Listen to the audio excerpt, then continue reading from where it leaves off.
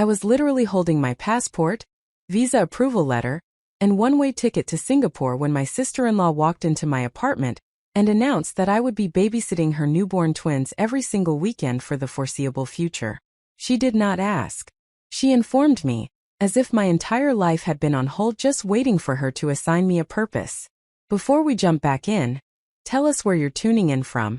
And if this story touches you, make sure you're subscribed, because tomorrow, I've saved something extra special for you. My name is Rachel Monroe, and for 29 years, I had been the dependable one, the family anchor, the person everyone called when they needed something fixed, solved, or handled. I had spent the better part of a decade building a career in environmental engineering, working my way up from junior consultant to project lead at a mid-sized firm in Portland, Oregon. My work focused on sustainable water management systems, and while it was not glamorous by most standards, it mattered to me deeply. I had always been drawn to problems that required patience, systematic thinking, and the kind of dedication that produced results over years rather than days. The apartment where this confrontation occurred was a modest one-bedroom space in the Pearl District, filled with carefully chosen second-hand furniture, and walls covered with photographs from the handful of international trips I had managed to take over the years. There was the shot from Iceland, where I had hiked across a glacier during a rare week of vacation. Another showed me standing in front of a rural water treatment facility in Guatemala, where I had volunteered for 2 weeks helping to install filtration systems. These images were not just decorations. They were reminders of who I was beyond the role my family had cast me in. That Tuesday afternoon in late March had begun ordinarily enough. I had taken a half-day off work to finalize the last details of my relocation to Singapore, where I had accepted a position with an international environmental consulting firm. The opportunity had emerged 6 months earlier when a former colleague reached out about an opening on a team developing water infrastructure solutions for rapidly growing Southeast Asian cities. The role represented everything I had been working toward professionally: a chance to apply my expertise on a larger scale, to live internationally, and to finally step out of the comfortable but limiting patterns that had defined my adult life. The job offer had required extensive consideration. I had spent weeks weighing the professional opportunity against the personal disruption, researching neighborhoods in Singapore, calculating cost of living differences, and imagining what my daily life might look like half a world away from everything familiar. The position came with a substantial salary increase, comprehensive relocation assistance, and the opportunity to work on projects that could impact millions of people. More than that, it represented a clear break from the expectations that had accumulated around me over the years. My family had always been close-knit in the way that sounds wonderful in theory but can feel suffocating in practice. I was the middle child between 2 brothers, positioned in that particular role that often becomes synonymous with mediator, problem solver, and emotional support system. My older brother Marcus had always been the ambitious one, the firstborn who pursued success in obvious, visible ways. He worked in commercial real estate development and had married Vanessa, a woman whose confidence and assertiveness I had initially admired before recognizing it as something more troubling. My younger brother Tyler had taken a different path entirely, dropping out of college to pursue a career in music that had never quite materialized into financial stability. He lived in Seattle, periodically returning home when funds ran low, always armed with stories about why his latest project had fallen through and plans for the next venture that would finally break through. Our parents, devoted and well-meaning, had never quite known what to do with Tyler except enable his patterns while worrying constantly about his future. I had fallen into the role of the stable one almost by default. I finished college without drama, secured employment in my field, paid my bills on time, and never asked for help. Over time, this reliability had transformed into expectation. When my mother needed someone to accompany her to medical appointments, she called me. When my father wanted help navigating a dispute with a contractor, I was the one who reviewed documents and made phone calls. When Marcus needed someone to watch his house during a 2-week European vacation, my availability was simply assumed. This pattern had intensified after Marcus and Vanessa announced they were expecting twins. The pregnancy had been difficult, with Vanessa experiencing complications that required bed rest for the final trimester.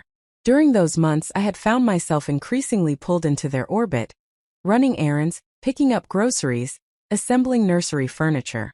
Vanessa had a way of framing requests that made refusal seem unreasonable, even cruel. She would mention casually that she needed something, then pause meaningfully until someone volunteered. If no one did, she would express surprise and hurt that she had to explicitly ask for help during such a vulnerable time. The twins, Olivia and Nathan, had been born 6 weeks earlier via emergency cesarean section. They were healthy but demanding in the way all newborns are, requiring round-the-clock attention that left both Marcus and Vanessa exhausted and short-tempered. I had visited the hospital, brought meals during the first weeks home, and tried to be supportive while maintaining boundaries around my own schedule and commitments. I had been careful not to establish patterns that would be difficult to break, knowing that my departure for Singapore was approaching. I had told my family about the job offer the day I received it, 6 months before that March afternoon. The announcement had been met with reactions that revealed more than I wanted to acknowledge at the time. My mother had cried, not from happiness but from distress at the thought of me being so far away. My father had asked a series of practical questions about the company, the contract terms, and whether I had really thought through such a dramatic change.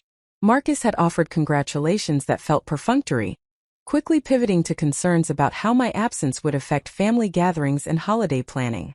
Vanessa had said very little during that initial conversation, but her expression had communicated volumes. She had looked at me with something between disbelief and irritation, as if I had announced plans that were deliberately designed to inconvenience her specifically. At the time, I had dismissed this reaction as stress from her pregnancy.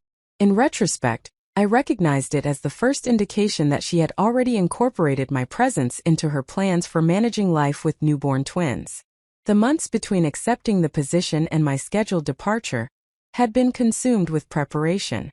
I had given notice at my current job, worked to transition my projects to colleagues, and begun the substantial process of deciding what to keep, sell, donate, or ship internationally. My apartment lease ended conveniently just 2 weeks before my flight, creating a natural timeline for the move. I could feel my heart racing, adrenaline mixing with anger and something else, a kind of liberation that comes from reaching the point where politeness feels more costly than confrontation. I had spent so many years moderating my reactions, accommodating others, finding ways to meet expectations without complaint.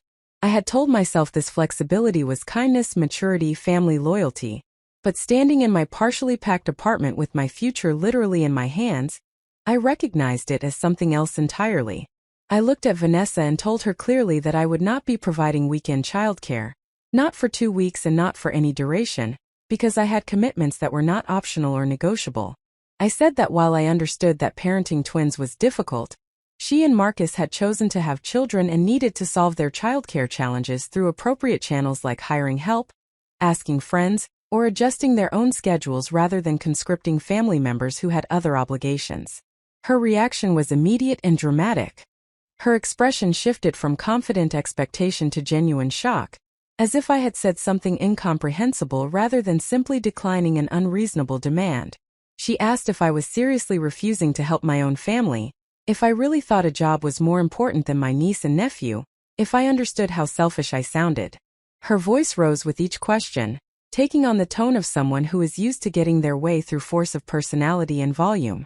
I remained calm, though I could feel my hands shaking slightly.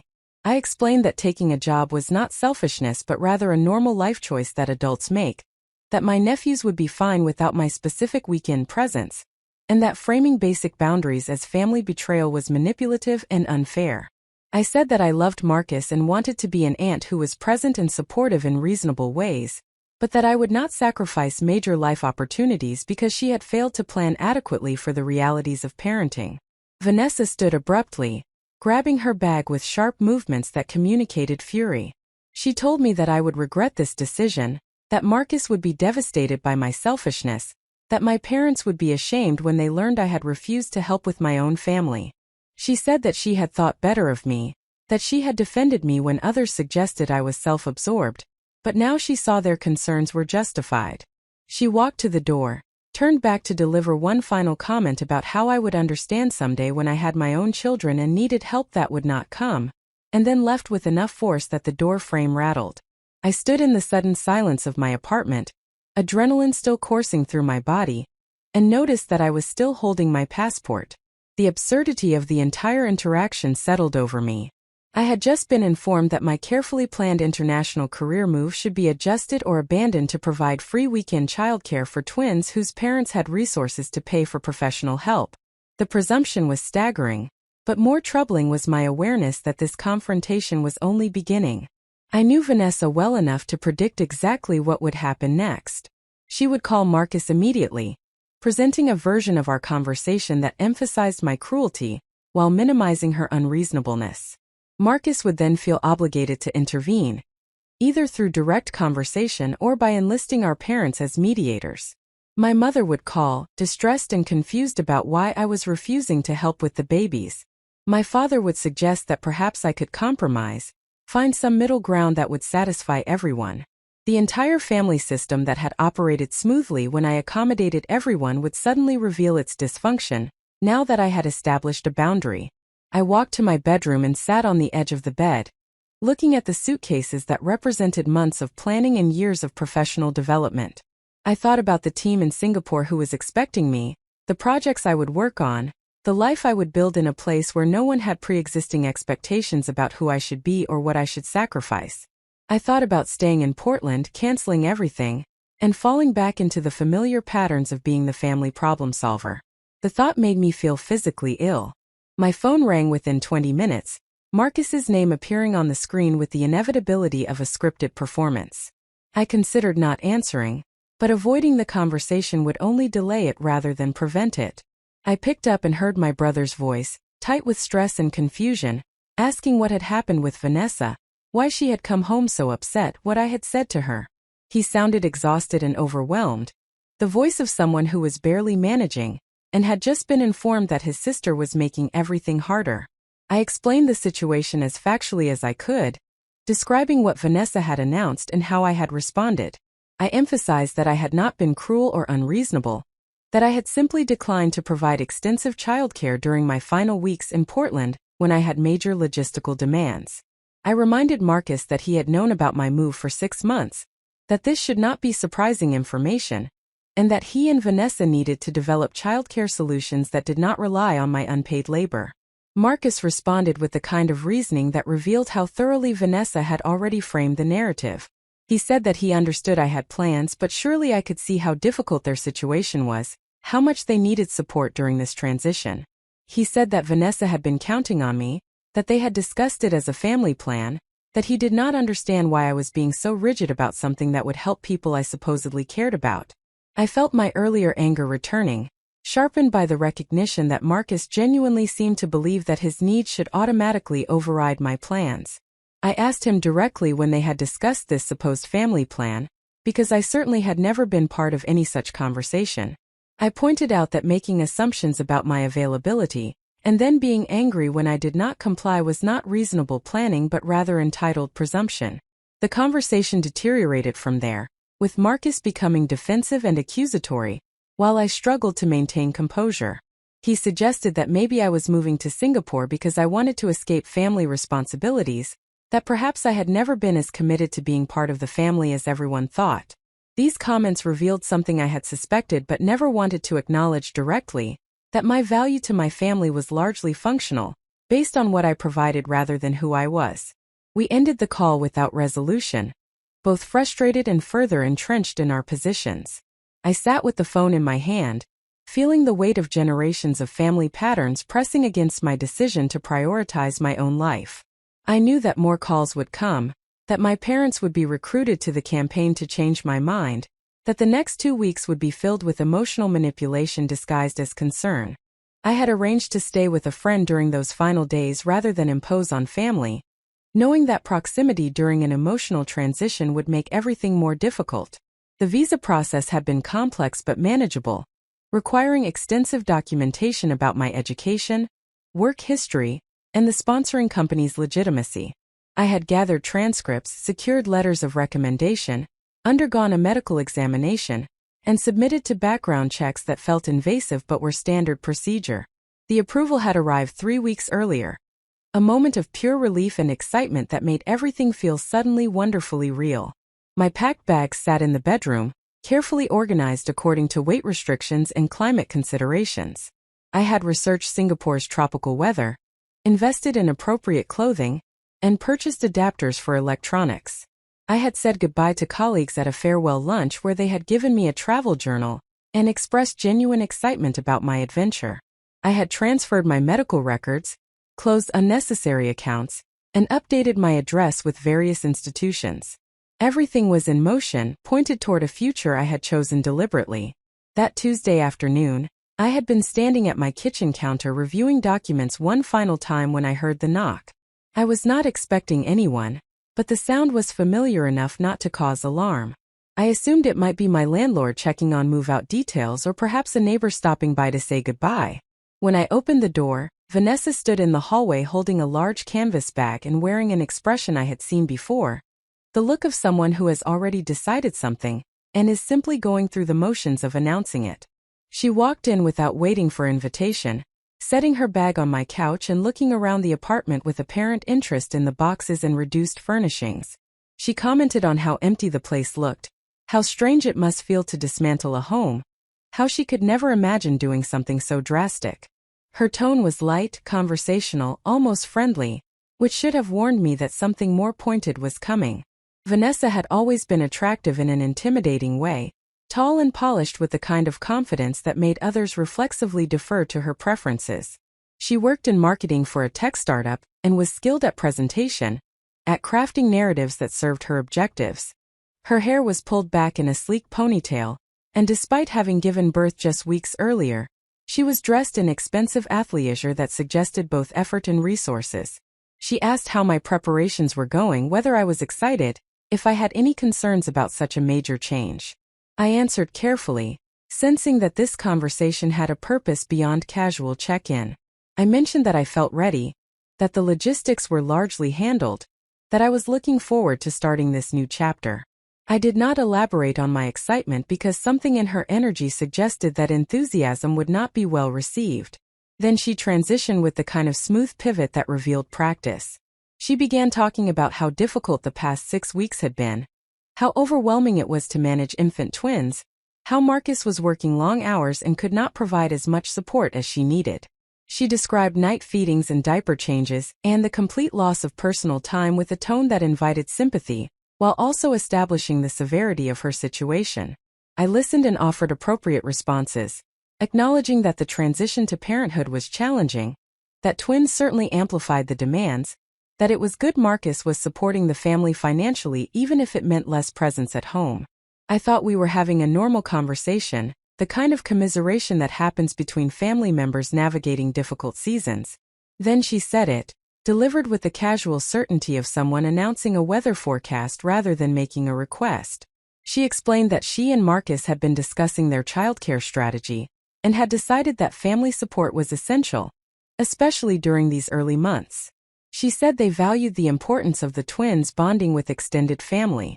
She said that after careful consideration, they had determined that I would take the twins every Saturday and Sunday, from 8 in the morning until 6 in the evening, giving her and Marcus time to rest, reconnect as a couple, and manage household tasks without the constant demands of infant care. I stood completely still, trying to process what I had just heard. I thought perhaps I had misunderstood, that she was leading up to a request rather than stating a decision. I waited for her to ask if I would be willing to help occasionally, to see if my schedule might allow for some babysitting before I left. But she continued speaking, detailing practical arrangements as if we were discussing a plan I had already agreed to.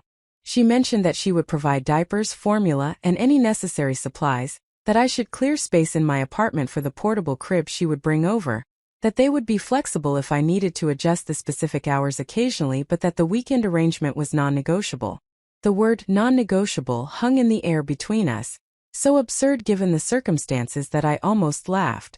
I glanced down at the documents in my hand, the tangible evidence of plans that had been months in the making, and felt anger beginning to rise through my initial shock. I looked back at Vanessa, who was watching me with an expression that suggested she expected gratitude or at minimum compliance. I asked her, keeping my voice carefully level, whether she was aware that I was moving to Singapore in less than 2 weeks. The question was not rhetorical. I genuinely wanted to understand if she had somehow forgotten this rather significant detail, or if she was operating from some logic that I could not comprehend. Preparing and narrating this story took us a lot of time, so if you are enjoying it, subscribe to our channel, it means a lot to us. Now back to the story. Vanessa waved her hand dismissively, a gesture that conveyed that she had considered this minor detail and found it irrelevant. She said that I could certainly help out before leaving, that 2 weekends would be better than nothing, that surely I could delay my departure if necessary given that family should come first. She said this as if rescheduling an international relocation, a job start date, and a work visa were equivalent to moving a dentist appointment. I felt something shift in that moment, a clarity that came from recognizing that this conversation represented a pattern much larger than a single unreasonable request. This was about fundamental assumptions regarding whose dreams mattered, whose plans were real, and whose life was understood as subsidiary to others' needs. Vanessa was not asking me to sacrifice my opportunity because she believed it was genuinely necessary for the twins' well-being. She was announcing expectations because she had never considered that my plans might be as important as her convenience. I set the documents down on the counter deliberately, buying myself a moment to decide how to respond. But I also knew with a clarity that felt both frightening and liberating, that I was not going to change my mind. I had worked too hard and come too far to abandon my future because my sister-in-law had not bothered to arrange adequate childcare before having children. I had spent too many years accommodating others to sacrifice this opportunity on the altar of family obligation. Something fundamental had shifted during that confrontation in my apartment, a recognition that the cost of continued compliance was my own life trajectory. I picked up my passport again, looking at the photo that had been taken just months earlier, and saw someone who looked confident and ready. I wanted to become the person who could honor her own choices rather than perpetually deferring to others' expectations. I wanted to build a life where my professional achievements and personal goals were treated as legitimate rather than optional when they conflicted with family needs. I wanted to discover who I could become when I was not constantly managing everyone else's emergencies and emotions. The next 2 weeks would test my resolve in ways I was only beginning to anticipate.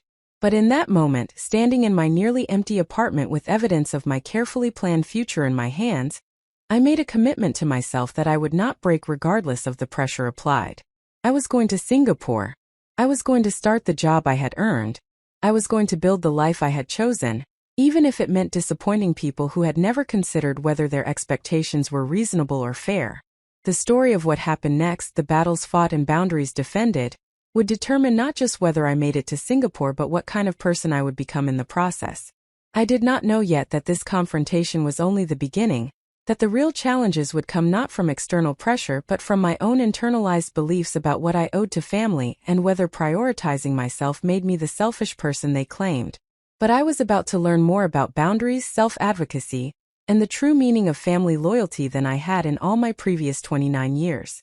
The apartment felt different after Vanessa left, charged with the energy of a boundary finally spoken after years of accommodation. My hands had stopped shaking, replaced by a steady determination that felt unfamiliar but necessary. I looked around at the boxes and bags, the physical manifestation of a choice that would ripple through every relationship I valued. And I knew, despite the difficulty ahead, that I had finally done something right by refusing to abandon myself for the convenience of others. The evening following Vanessa's departure brought a silence to my apartment that felt simultaneously peaceful and ominous. I knew the confrontation had set events in motion that would cascade through my family system with predictable intensity, yet I found myself reluctant to preemptively manage the fallout. For years, I had operated as an emotional air traffic controller, sensing potential conflicts and intervening before they could fully develop. This time, I made the deliberate choice to wait, to allow others to respond rather than rushing to smooth over the discomfort my boundary had created.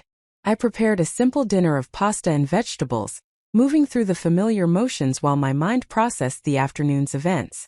The kitchen, nearly empty of the accumulated gadgets and dishware that had filled it for 5 years, felt symbolic of the transition I was navigating.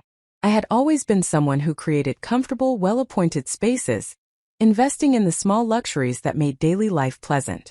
The act of dismantling this carefully constructed environment was proving more emotionally complex than I had anticipated, each donated item or packed box representing not just an object but a version of myself I was choosing to leave behind.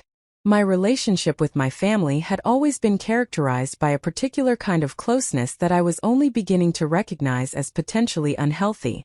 We spoke frequently, gathered for regular dinners and celebrations, and maintained the appearance of exceptional unity that others often commented upon admiringly.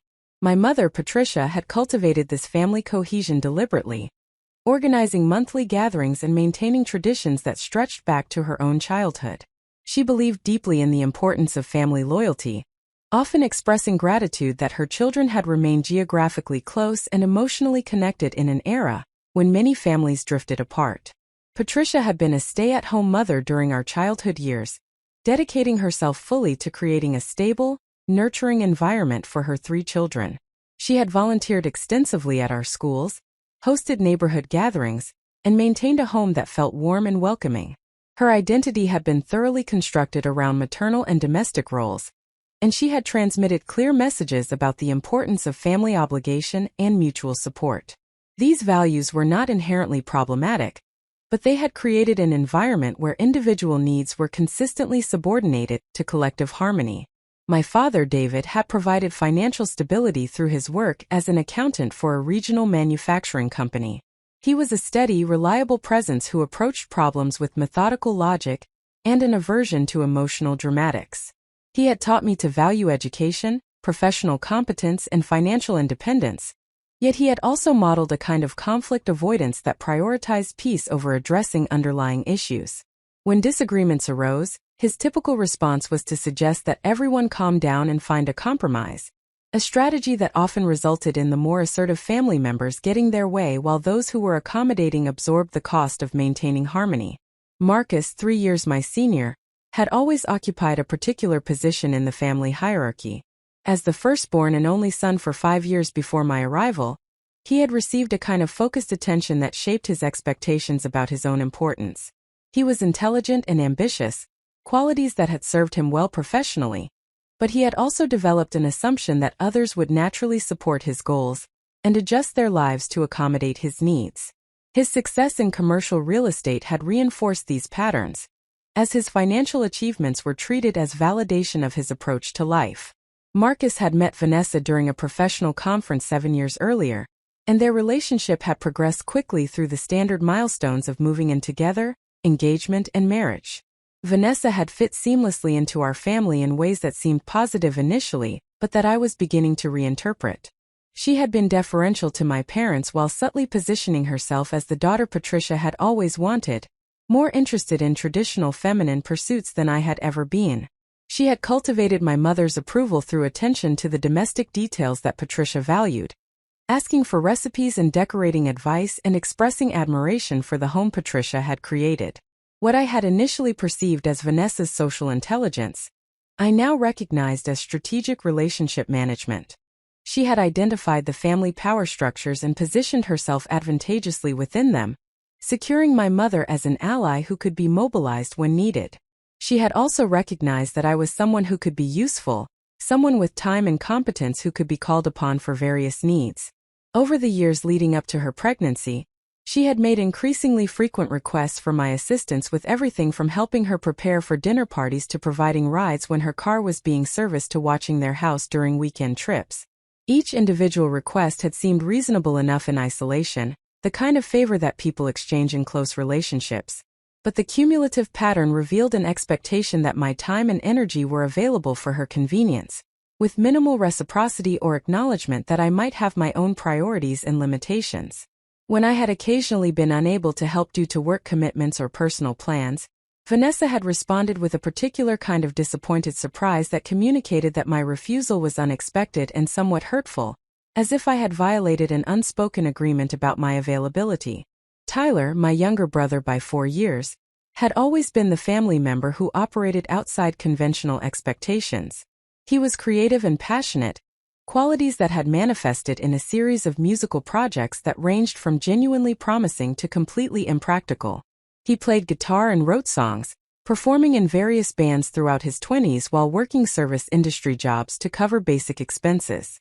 My parents had initially supported his artistic pursuits, hoping that his talent would eventually translate into stable employment. But as the years passed without significant success, their encouragement had evolved into worried suggestions about backup plans and practical alternatives. Tyler and I had maintained a close relationship despite our different life paths, perhaps because neither of us fit neatly into the family expectations in our respective ways. He had been genuinely excited about my Singapore opportunity when I first told him, asking thoughtful questions about what I hoped to experience and achieve, rather than immediately focusing on how my absence would affect the family system. He was currently living in Seattle, sharing an apartment with 2 other musicians and working at a coffee shop while trying to book shows for his latest project, an indie folk duo that he insisted was on the verge of breaking through. The evening after my confrontation with Vanessa, I called Tyler, needing to talk with someone who might understand my perspective without immediately sliding into concern about family harmony. He answered on the 3rd ring, his voice carrying the casual warmth that characterized most of our interactions. I could hear music playing in the background, something acoustic and melancholy that matched his current musical phase. I described what had happened that afternoon, detailing Vanessa's announcement and my response with the kind of specificity that helped me process my own reactions. Tyler listened without interrupting, a quality that distinguished him from other family members who often jumped in with advice or reassurance before I had finished explaining a situation. When I finished, there was a brief pause before he responded with characteristic directness that cut through to the essential issue. He told me that Vanessa's behavior was completely out of line, and that I had done the right thing by refusing to comply with her unreasonable demand. He said that Marcus and Vanessa had chosen to have children and needed to figure out their own childcare arrangements, rather than conscripting family members who had other obligations. He expressed frustration that this pattern of expecting me to adjust my life for others' convenience had continued for so long without more direct pushback.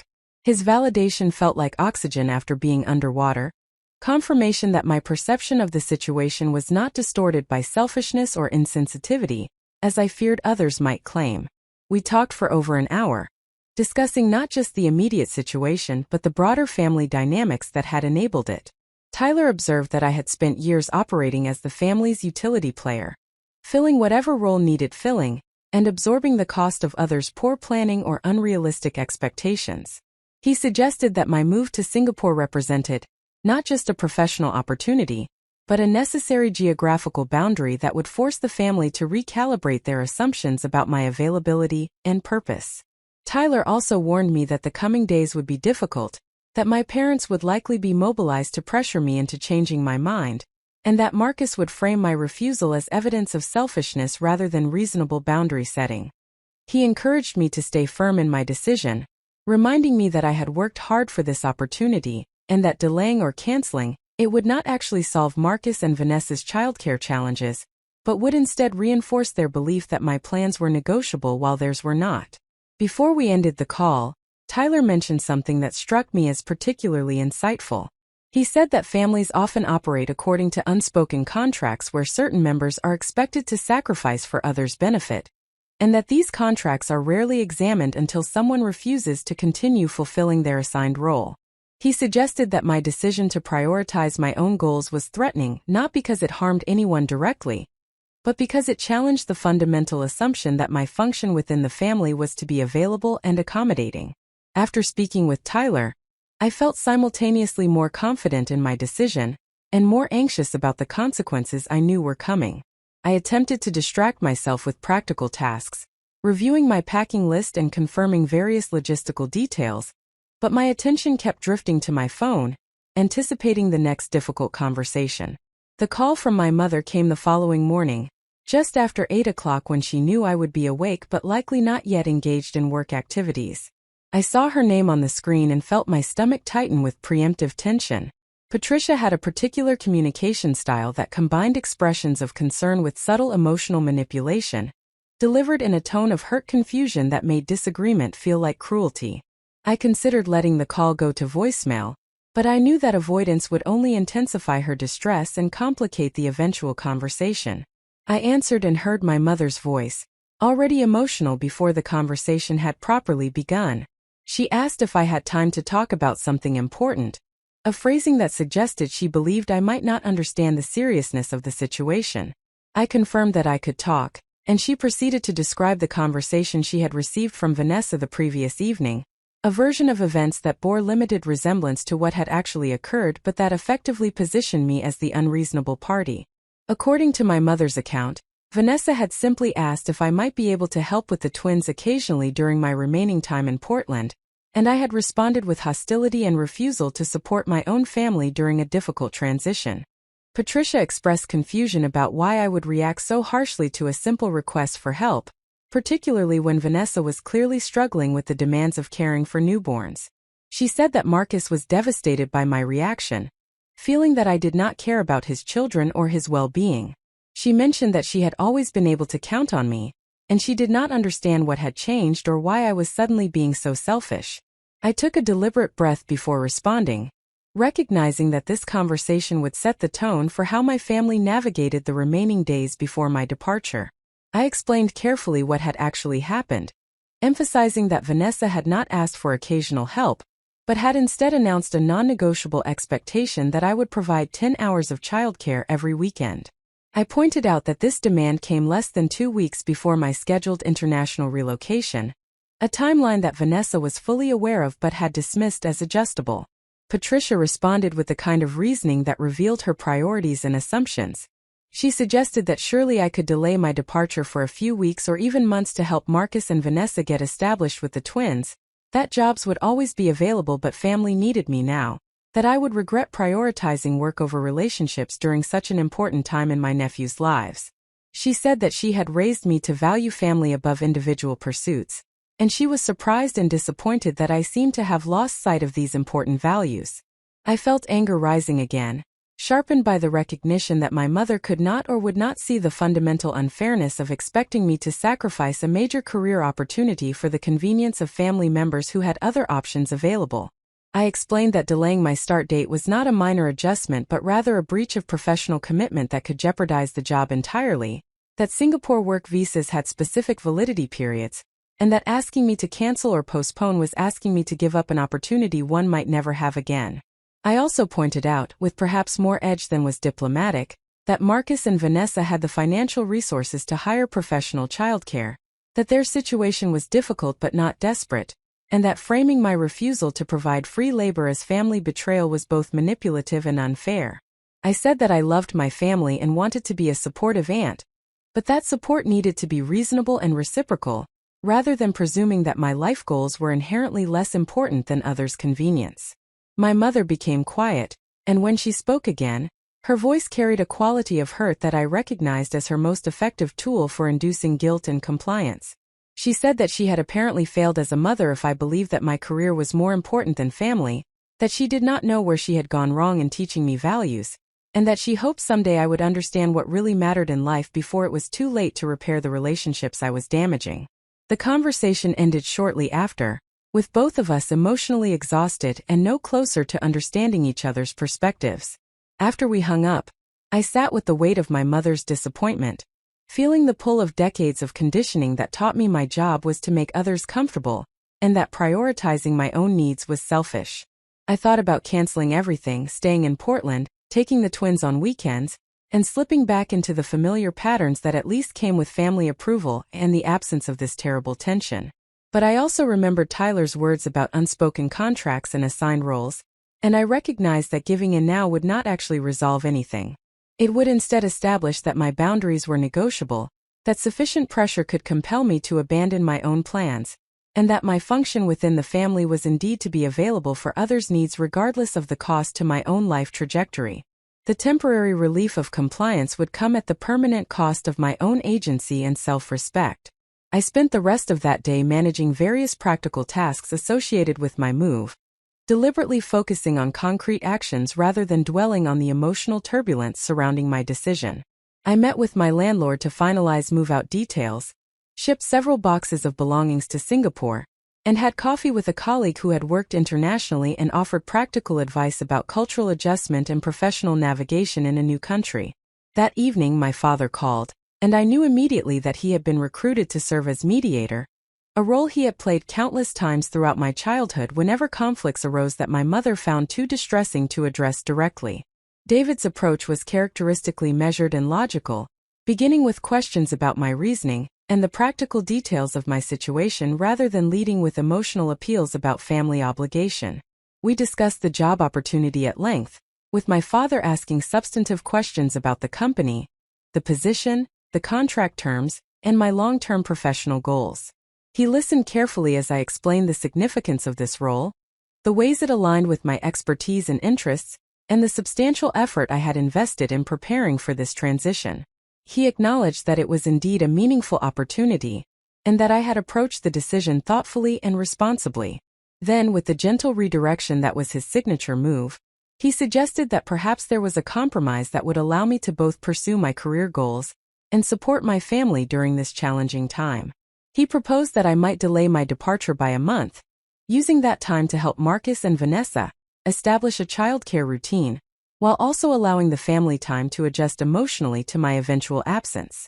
He positioned this suggestion as a way to honor both my professional commitments and my family relationships, framing it as a mature solution that demonstrated flexibility and consideration. I understood the appeal of this proposed compromise, recognizing that it would alleviate the immediate tension while allowing me to maintain the narrative that I was reasonable and family-oriented. But I also recognized it as fundamentally problematic for several reasons that I articulated as clearly as I could manage. I explained that my visa had specific validity dates that could not be adjusted without substantial bureaucratic complications, that my new employer was expecting me on a confirmed start date, and that requesting a delay would create professional complications that could affect my standing before I had even begun, and most importantly, that accepting this compromise would establish that my boundaries were negotiable, and that sufficient family pressure could compel me to alter my plans.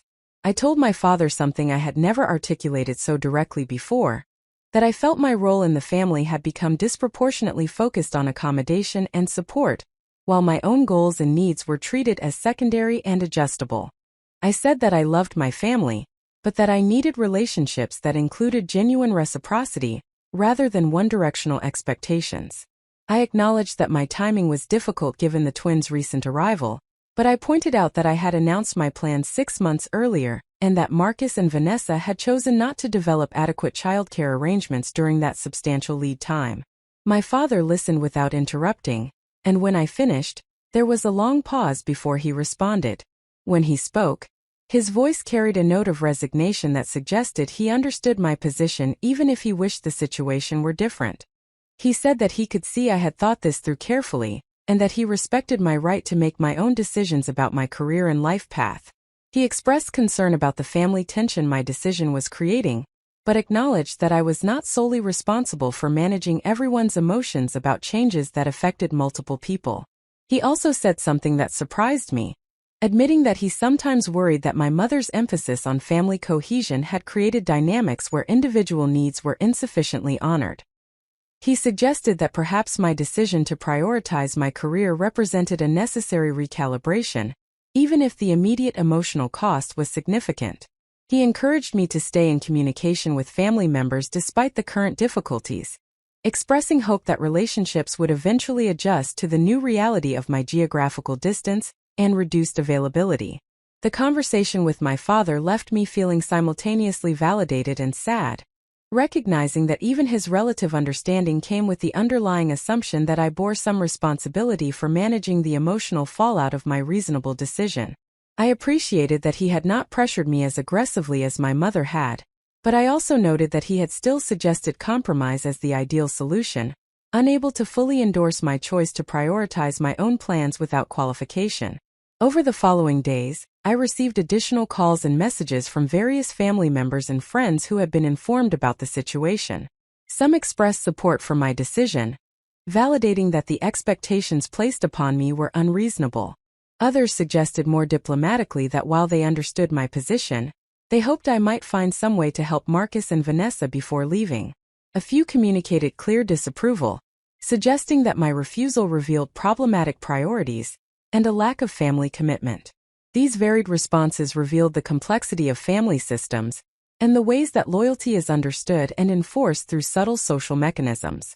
I began to recognize that my decision to establish boundaries was threatening, not just to those who directly benefited from my accommodation, but to the broader family culture that relied on certain members consistently prioritizing collective needs over individual goals.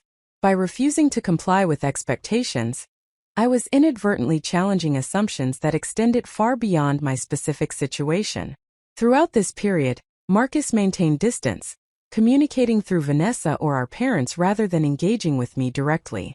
This avoidance was itself revealing, suggesting either that he was too angry to speak with me civilly, or that he recognized on some level that his and Vanessa's expectations had been unreasonable, but could not admit this without undermining their position. His silence created an additional layer of sadness, as we had been close throughout childhood and young adulthood, and I grieved the recognition that our relationship had been damaged by his inability to respect my boundaries. Vanessa, by contrast, remained actively hostile, making pointed comments through social media and shared family communications that suggested my selfishness and lack of family values. She positioned herself as the victim of my unreasonable behavior, garnering sympathy from mutual connections who did not have full context about what had actually transpired. I chose not to engage publicly with her characterizations, recognizing that defending myself would only escalate the conflict and draw more people into taking sides in a situation that did not require public adjudication.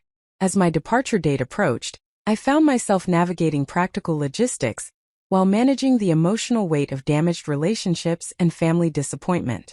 I completed my professional transition at work, said goodbye to colleagues and friends, and packed the final belongings that would accompany me to Singapore. Each of these tasks carried emotional significance beyond their practical function, representing steps toward a future that felt simultaneously exciting and isolating. The final family dinner before my departure was arranged by my mother, who insisted despite the obvious tension that we needed to gather one last time before I left the country. I agreed reluctantly, knowing that declining would be interpreted as additional evidence of my rejection of family connection. The dinner was held at my parents' house, the same dining room where we had celebrated countless holidays and milestones, now filled with an awkward tension that everyone pretended not to notice. Marcus and Vanessa arrived with the twins, creating an immediate focus that allowed everyone to avoid direct conversation about the underlying conflict. The babies were passed around, admired, and fussed over, providing safe neutral territory for interaction. I held each of my nephews, feeling genuine affection for these small humans, while also recognizing the irony that their presence was simultaneously the source of conflict and the tool for avoiding it. The dinner conversation remained studiously superficial, covering safe topics like food and weather and neutral updates about extended family members. No one mentioned my imminent departure or the job opportunity that had created such upheaval. No one acknowledged the obvious tension or attempted to address the rift that had formed. We enacted a performance of family normalcy that satisfied no one but allowed everyone to avoid the discomfort of honest conversation. As the evening concluded, my mother embraced me with tears, expressing love mixed with worry and disappointment. My father offered more measured well wishes, encouraging me to stay safe and in touch. Marcus managed a brief awkward hug, saying he hoped things would go well for me without meeting my eyes. Vanessa maintained polite distance, her coldness communicating clearly that she considered me to have betrayed them beyond forgiveness. Driving away from my parents' house that evening, I felt the full weight of what my decision had cost in terms of family harmony and approval.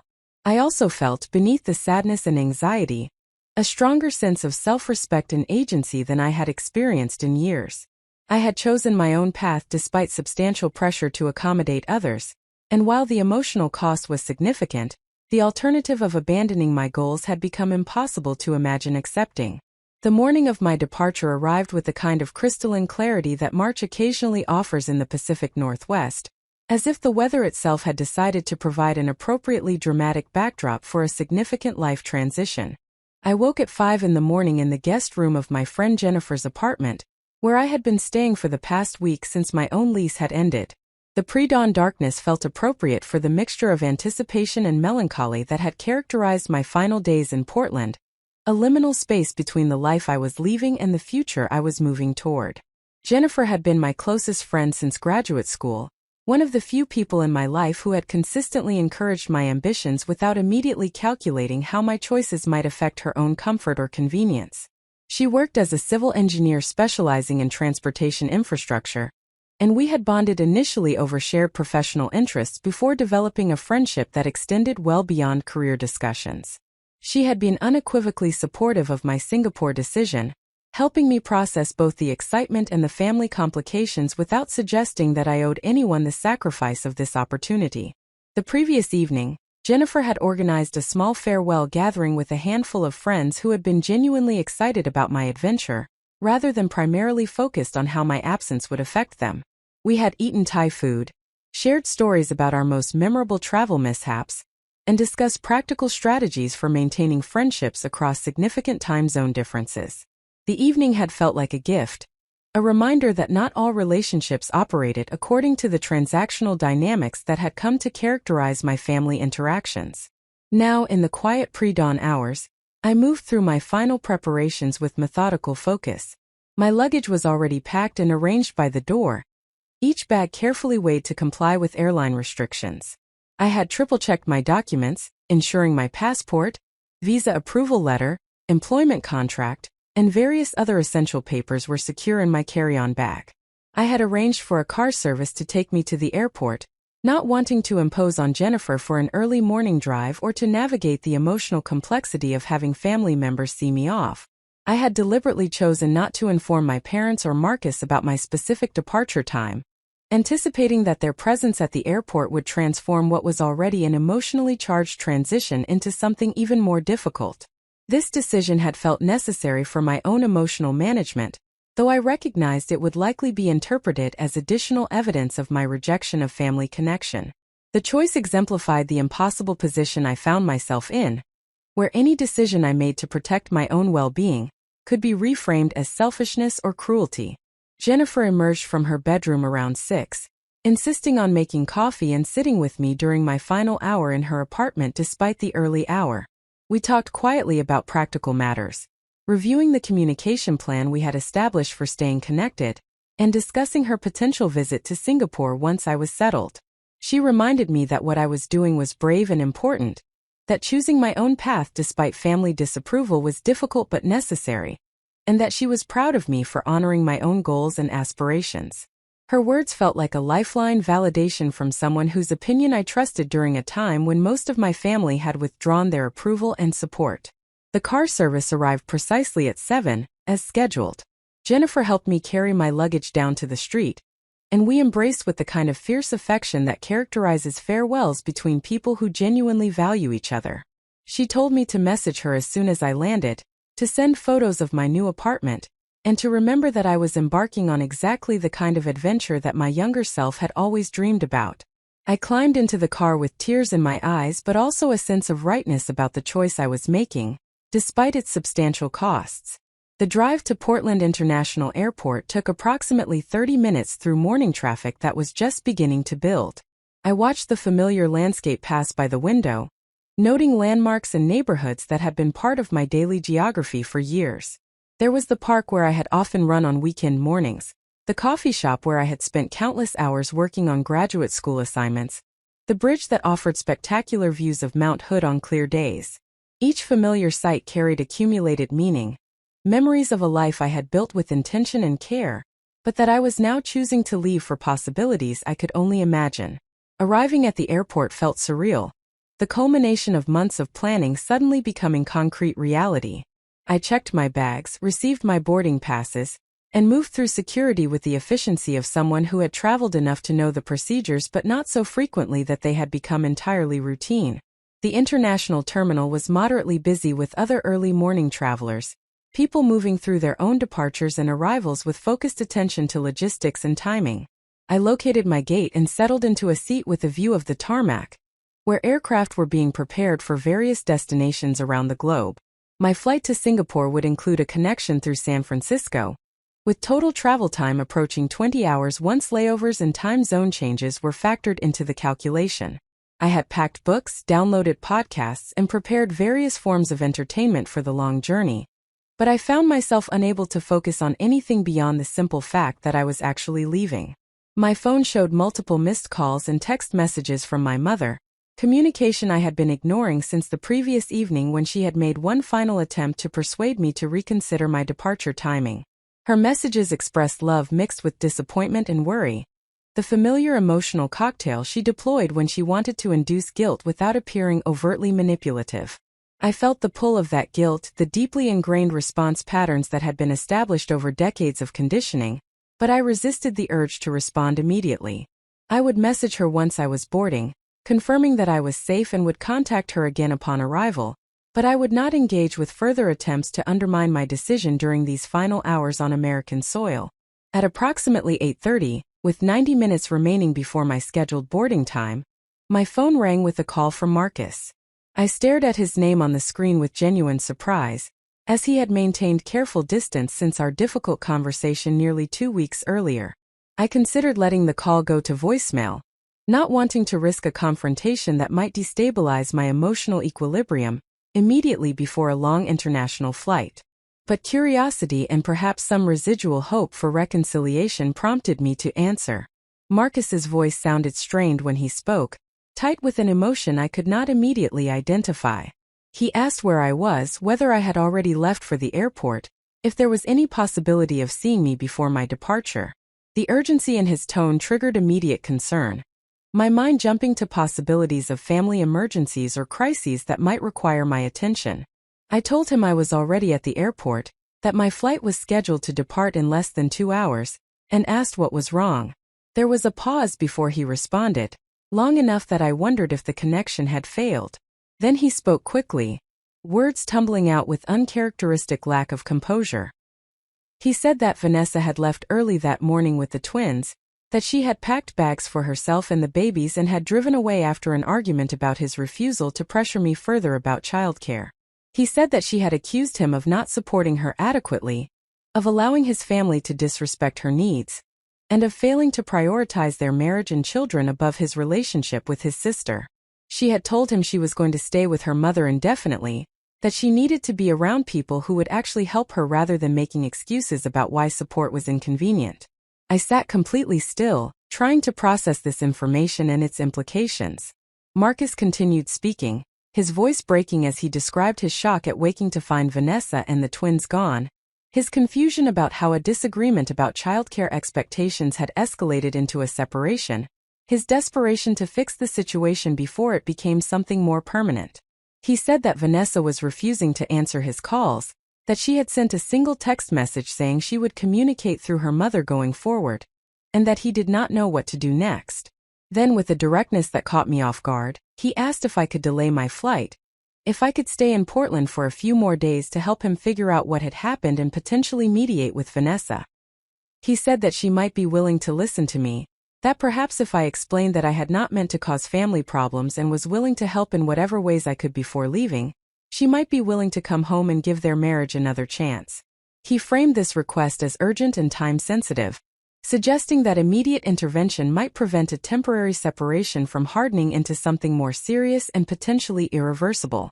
I felt a familiar sensation, the automatic impulse to fix problems and manage others' crises that had characterized my role in the family for as long as I could remember. My immediate instinct was to calculate whether I could change my flight, to consider how I might help Marcus navigate this unexpected development, to feel responsible for the consequences that had apparently flowed from my refusal to provide the childcare Vanessa had demanded. These response patterns were deeply embedded, activated by years of conditioning that taught me my function was to be available and accommodating when family members needed support. But something else was present too, a newer voice that questioned these automatic responses and resisted the familiar pull toward self-sacrifice. I recognized with sudden clarity that what Marcus was requesting was not reasonable support but rather a continuation of the exact dynamic I was attempting to break. He was asking me to cancel my carefully planned international relocation, to miss the start date for a job I had spent months preparing for, and to potentially jeopardize my entire career opportunity in order to mediate a conflict between him and his wife that had nothing to do with me beyond Vanessa's anger that I had established boundaries. I asked Marcus directly whether Vanessa's departure had actually been precipitated by our childcare disagreement, or whether there were other issues in their marriage that had been building over time. I pointed out that people do not typically leave their spouses and take their newborn children to stay with relatives because of a single disagreement about babysitting arrangements, particularly when that disagreement involved a third party, rather than the couple themselves. I suggested that perhaps he and Vanessa had underlying problems that predated my refusal to provide childcare, and that using me as a scapegoat or mediator was neither fair nor likely to address whatever was actually wrong in their relationship.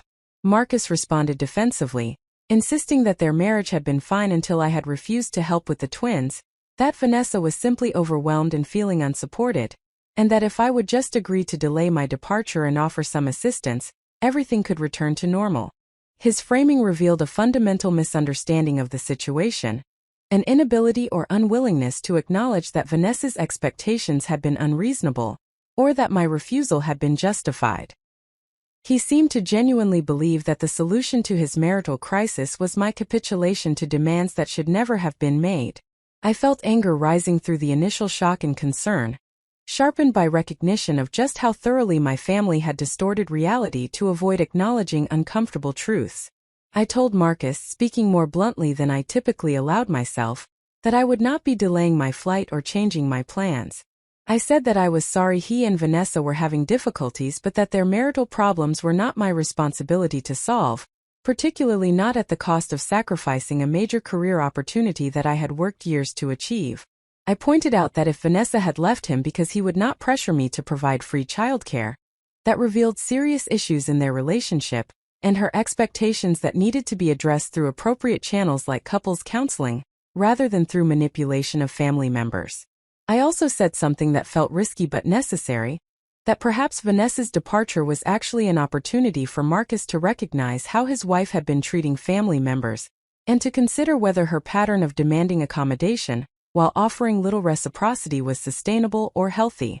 I suggested that he might benefit from examining why he had been willing to pressure me to cancel my international move to satisfy his wife's unreasonable expectations, and whether that reflected values and priorities he actually endorsed or simply his desire to avoid Vanessa's displeasure.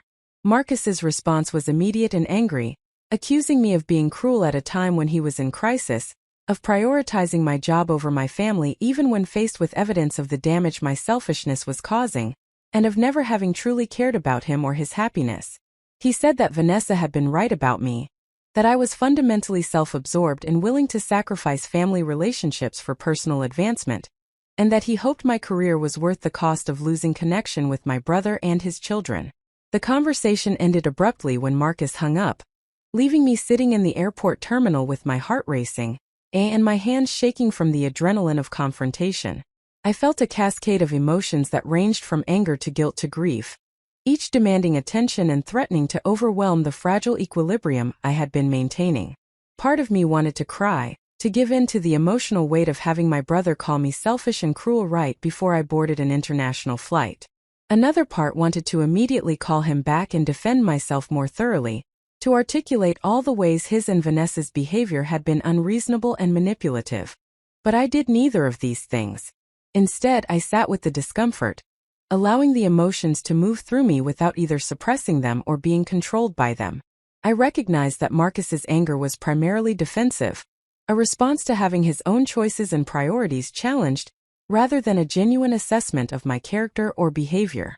I understood that his crisis with Vanessa was real and undoubtedly painful, but I also knew that my sacrificing my career opportunity would not actually solve their underlying problems, and would instead only reinforce dysfunctional patterns. I thought about the passport in my bag, the physical document that represented not just permission to travel but years of work and preparation that had led to this moment. I thought about the team in Singapore who was expecting me to arrive, ready to contribute my expertise and experience to projects that could meaningfully impact how rapidly growing cities managed essential resources. I thought about the person I wanted to become, someone who honored her own goals and maintained healthy boundaries, even when doing so disappointed others or created temporary discomfort. The boarding announcement for my flight came through the airport speakers, calling first class and passengers requiring additional time. I gathered my belongings and stood, my legs feeling slightly unsteady from the emotional intensity of the conversation with Marcus. I moved toward the gate, presenting my boarding pass and passport to the agent who scanned them efficiently before welcoming me onto the aircraft. Finding my seat in the economy section, I stowed my carry-on bag in the overhead compartment and settled into the window seat I had specifically selected. As other passengers boarded around me, finding their places and arranging their belongings, I looked out the small window at the gray tarmac and overcast Portland sky. I felt a complex mixture of emotions that defied simple categorization: grief and relief and determination all coexisting in the moment of actual departure. My phone, now switched to airplane mode in preparation for takeoff, showed a final text message from my mother that must have arrived while I was speaking with Marcus. She had written that she loved me and would pray for my safety, but that she hoped I would think seriously about what was truly important in life before I lost relationships that could never be fully repaired. The message carried her signature blend of love and guilt, emotional manipulation wrapped in maternal concern that was probably more instinctive than calculated, but was nonetheless effective at inducing doubt and discomfort. I did not respond to the message, recognizing that any reply I composed in my current emotional state would likely escalate rather than resolve tension. Instead, I turned off my phone completely, removing the temptation to continue engaging with family communication that would only make my departure more difficult. I had made my choice, had followed through despite substantial pressure to reconsider, and now I needed to allow myself to actually experience the transition I had committed to rather than remaining emotionally tethered to conflicts and crises I could not control. The aircraft filled gradually with other passengers, each absorbed in their own reasons for travel and their own emotional states about wherever they were going. A businessman in the aisle seat next to me nodded greeting before immediately opening his laptop and beginning to work. A family with young children was seated several rows behind, the sound of a tired toddler providing ambient evidence that travel with small children was indeed as challenging as Vanessa had claimed, though somehow other parents managed without demanding that family members sacrifice career opportunities to provide childcare. As the flight attendants moved through the cabin checking that everyone was properly seated and secured, I felt the reality of my decision settling over me with increasing weight. I was actually leaving. I was boarding an aircraft that would carry me away from Portland, from my family, from the life I had built over 29 years. I was moving toward a future that existed primarily in my imagination, based on research and planning, but not yet experiential reality. The magnitude of this choice, which I had been managing through practical focus on logistics and details, suddenly felt enormous and slightly terrifying. The aircraft pushed back from the gate and began taxiing toward the runway, the familiar mechanical sounds and sensations of preparation for flight creating their own kind of ritual transition. I watched through the window as we moved past other aircraft, past ground crew and service vehicles, past the various infrastructure that supported the complex choreography of modern air travel. The pilot's voice came through the speakers welcoming everyone aboard and providing information about our route and expected flight time, his calm professional tone suggesting that this journey was routine rather than life-altering.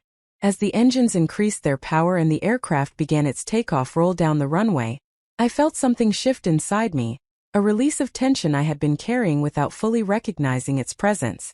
The wheels left the ground and Portland dropped away beneath us, the familiar geography becoming smaller and more abstract as we climbed through the clouds. I was actually doing this.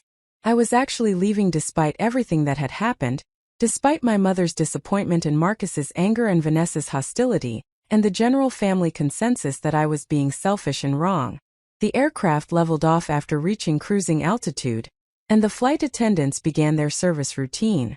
I accepted a glass of water but declined the offered snack, my stomach still unsettled from the emotional intensity of the morning. I pulled out the book I had brought for the flight, a novel about cultural adaptation that had seemed appropriately thematic when I purchased it weeks earlier, but I found myself unable to focus on the words. Instead, I sat with my thoughts, processing the events of the past 2 weeks and particularly the final conversation with Marcus. I recognized that my brother was genuinely in distress about Vanessa's departure, that his pain was real even if his requests had been unreasonable. I felt sympathy for his situation while also maintaining clarity that his crisis did not obligate me to sacrifice my own plans. I understood that relationships were complicated, that family dynamics operated according to patterns established over decades, and that my choice to break those patterns would have consequences that extended beyond my own immediate experience. But I also felt, beneath the guilt and worry and residual anger, a profound sense of relief and rightness about the choice I had made. I had honored my own goals and maintained boundaries that protected my ability to build the life I wanted rather than continuing to subordinate my aspirations to others' expectations. I had withstood substantial pressure and emotional manipulation without capitulating. I had actually followed through on my commitment to myself, which felt both frightening and deeply empowering. The flight to San Francisco passed in a blur of internal processing and attempted distraction through various forms of entertainment that failed to fully capture my attention. I tried to sleep but found myself too emotionally activated for genuine rest. I attempted to read but kept losing track of the narrative thread. I mostly sat with the experience of transition, allowing myself to feel the full weight of what I was doing without trying to force any particular emotional response or conclusion. During the layover in San Francisco, I found a quiet corner of the international terminal and turned my phone back on long enough to send brief messages to Jennifer and Tyler, letting them know I was safely en route and would be out of contact for the next portion of the journey. I saw additional messages from my mother and several from Marcus that I chose not to open, recognizing that engaging with further family communication would not be productive and would only make the remaining travel more emotionally difficult. I also saw a message from an unknown number that turned out to be from Vanessa's mother, a woman I had met only a handful of times at family gatherings. The message was lengthy and accusatory, explaining that Vanessa was staying with her and was devastated by the family's lack of support during one of the most vulnerable times in her life. The message characterized me as cold and selfish, suggested that my refusal to help with childcare had directly caused Vanessa's emotional crisis and departure from her marriage, and expressed hope that I would eventually understand the pain I had inflicted when it was too late to repair the damage. I read the message twice, noting the complete absence of any acknowledgement that Vanessa's expectations might have been unreasonable, or that her response to my boundary setting might have been disproportionate. The message perfectly exemplified the distorted narrative that had apparently taken hold, where my refusal to provide extensive free childcare had been transformed into cruel abandonment of family in crisis. I considered responding with a detailed explanation of what had actually occurred, but I recognized that Vanessa's mother was unlikely to be receptive to information that contradicted her daughter's account. I deleted the message and blocked the number, removing the avenue for further hostile communication from someone with no direct relationship to me beyond their connection to Vanessa. Boarding the flight to Singapore felt simultaneously anticlimactic and momentous, the final step in a journey that would physically separate me from the conflicts and crises I was leaving behind. The aircraft was larger than the domestic flight had been, configured for the long trans-Pacific journey with entertainment systems and more substantial amenities. I found my seat, arranged my belongings, and settled in for the 14-hour flight that would carry me across multiple time zones and into a completely different life. As the aircraft departed San Francisco and headed out over the Pacific Ocean, I watched the California coastline disappear behind us and felt the finality of my choice becoming concrete. There was no turning back now without substantial logistical complexity and professional consequences.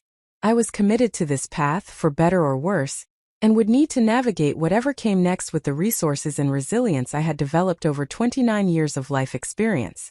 The long flight provided enforced space for reflection, hours of uninterrupted time where I could not be contacted or expected to respond to anyone's needs or crises.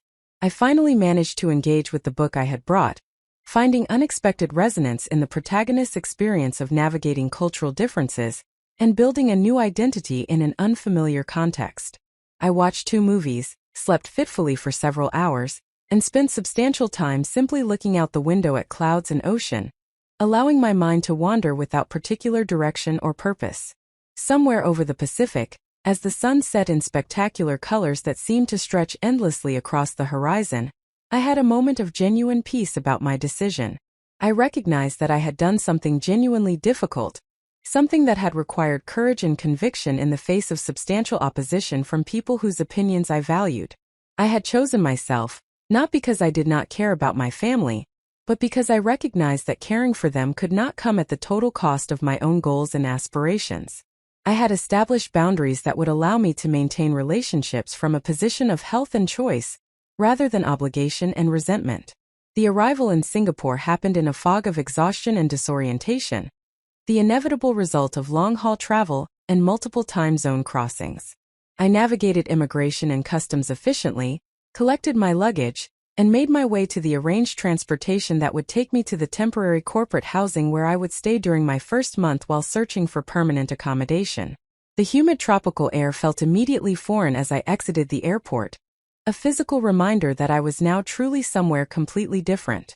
The drive through Singapore's efficiently designed streets provided my first real glimpses of the city that would become my home: modern high-rise buildings mixed with preserved historical neighborhoods, lush greenery integrated throughout the urban landscape, visible diversity of cultures and languages. I felt simultaneously exhausted and alert, depleted from the emotional and physical demands of departure, yet curious about everything I was seeing for the first time. Arriving at the furnished apartment that would serve as my initial base, I managed the basic tasks of unpacking essential items and sending brief messages to key people confirming my safe arrival before collapsing into sleep that felt more like temporary unconsciousness than genuine rest. The inciting incident that had begun with Vanessa's absurd announcement in my Portland apartment had culminated in this moment of actual geographical and relational separation, the disruption of my ordinary world now complete as I began navigating the extraordinary circumstances I had chosen despite every pressure to reconsider. The first morning in Singapore arrived with disorienting abruptness, jet lag and exhaustion conspiring to make the transition between sleep and waking feel less like a natural progression and more like an abrupt dislocation. I woke to unfamiliar sounds filtering through the window of my temporary apartment, the distinctive calls of tropical birds mixing with traffic noise and the general ambient hum of a densely populated urban environment. For several confused moments, I could not remember where I was or why my bedroom looked completely wrong. The cognitive dissonance of waking in an unfamiliar place after months of anticipation and preparation. Reality reasserted itself gradually as I oriented to my surroundings, recognizing the generic corporate housing furnishings and the view through the window of high-rise buildings that characterize this particular neighborhood in Singapore's central district. I checked my phone and discovered it was barely 5 in the morning local time. My body still operating on a schedule that corresponded to afternoon in Portland. The time difference of 15 hours meant that my circadian rhythms were completely inverted, a physical manifestation of the fundamental displacement I was experiencing across multiple dimensions of my life.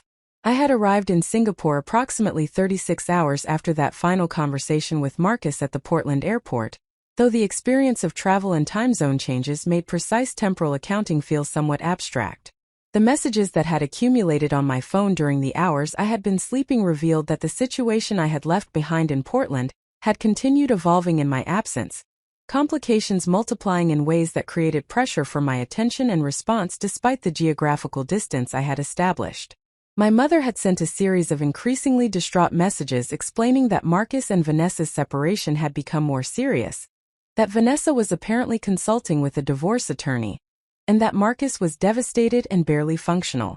She characterized the situation as a family crisis that required everyone's full attention and support, implying that my absence during this critical time demonstrated a troubling lack of concern for my brother's well-being.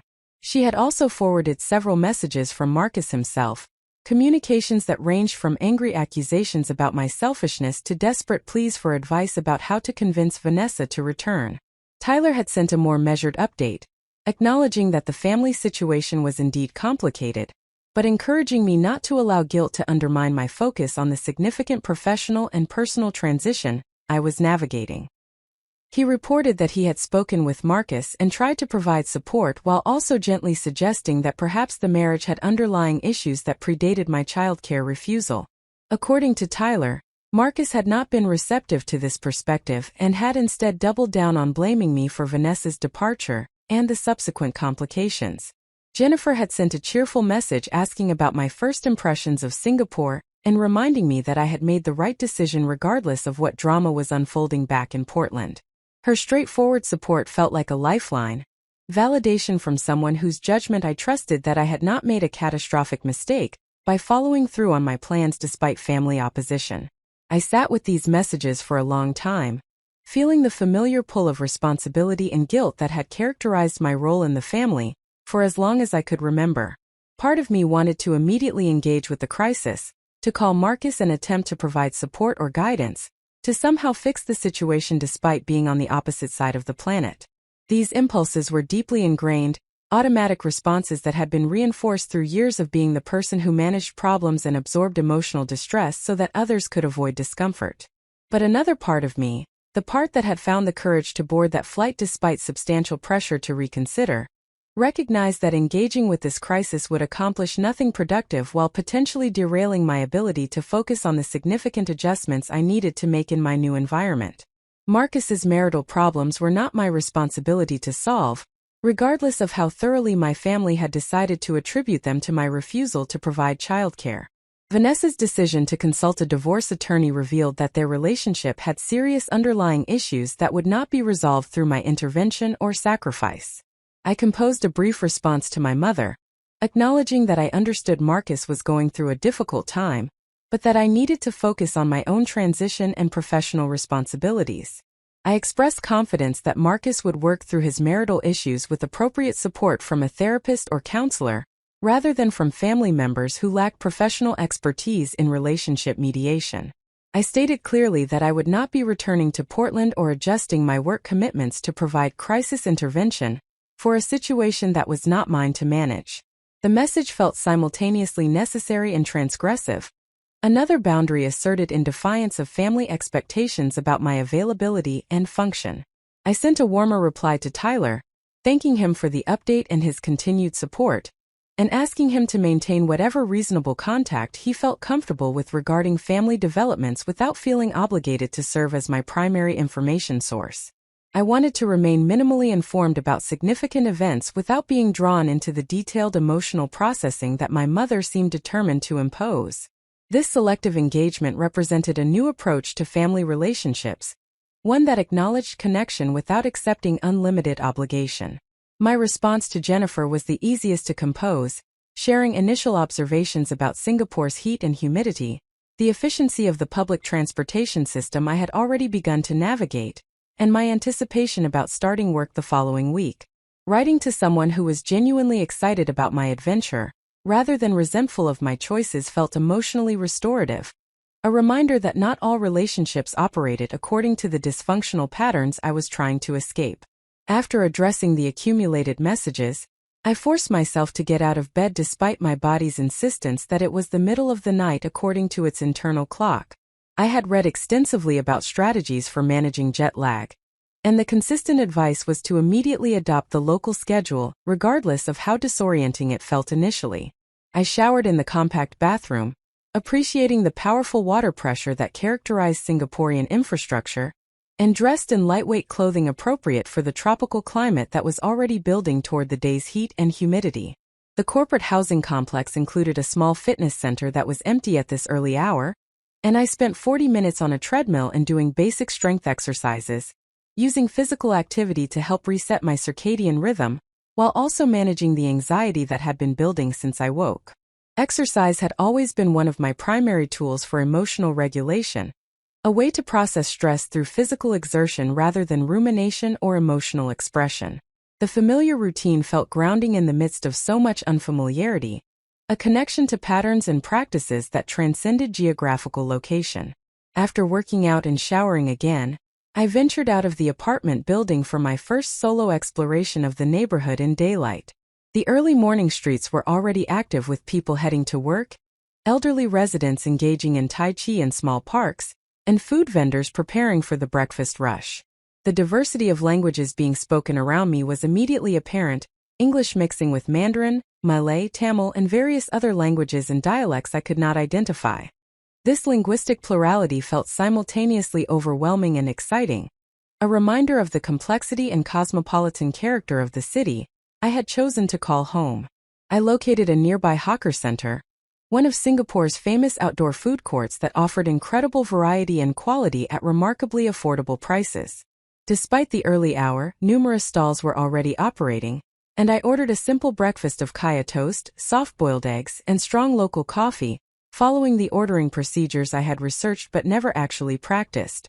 The process felt awkward and uncertain, my discomfort with novelty evident in my hesitant gestures, and probably obviously foreign mannerisms.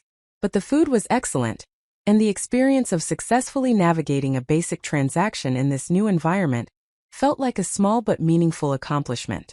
Returning to the apartment after breakfast, I spent several hours addressing practical necessities that would enable my functioning in Singapore over the coming weeks and months.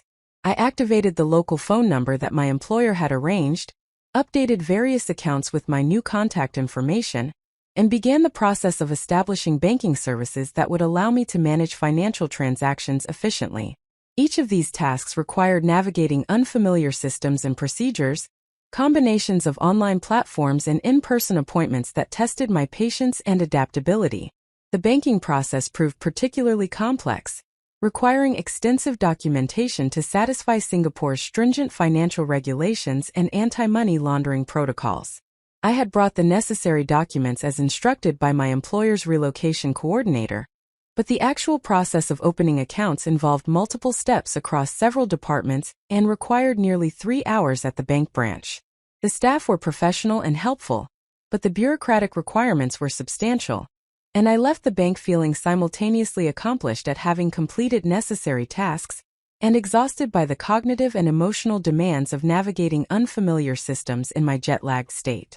That afternoon, I met with my employer's human resources representative, a cheerful Singaporean woman named Melissa who specialized in helping international employees adjust to their new environment.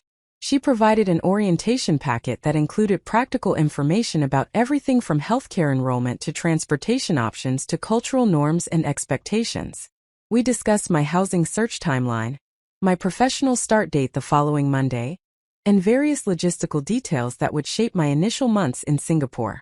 Melissa also offered candid advice about cultural adjustment, acknowledging that the transition would likely be more challenging than I anticipated despite my preparation and research. She explained that many expatriate employees experienced an initial honeymoon phase where everything felt exciting and novel, followed by a more difficult period of frustration and homesickness as the reality of permanent relocation settled in. She encouraged me to be patient with myself during this adjustment process, to actively build social connections rather than isolating in my apartment, and to reach out for support if I found myself struggling more than expected. Her matter-of-fact acknowledgement that adjustment would be difficult felt oddly reassuring, permission to not immediately feel completely comfortable and confident in this new environment. I had put so much energy into defending my choice to move and managing family opposition, that I had not fully allowed myself to anticipate the genuine challenges of cultural adaptation and geographical displacement. Melissa's realistic framing helped me recognize that difficulty did not mean I had made a mistake, that struggle was a normal part of significant life transitions, rather than evidence of poor judgment or inadequate preparation. Over the weekend before my official start date, I threw myself into practical activities that kept me occupied while also serving legitimate purposes. I viewed numerous apartments with a relocation agent, trying to identify a place that would feel like home, rather than just functional housing. The rental market in Singapore was competitive and expensive, particularly for the kind of space and location I wanted, and I found myself recalibrating expectations based on the reality of what was available within my budget. The apartments I could afford were significantly smaller than my Portland space had been, a common adjustment for expatriates moving to one of the world's most densely populated and expensive cities.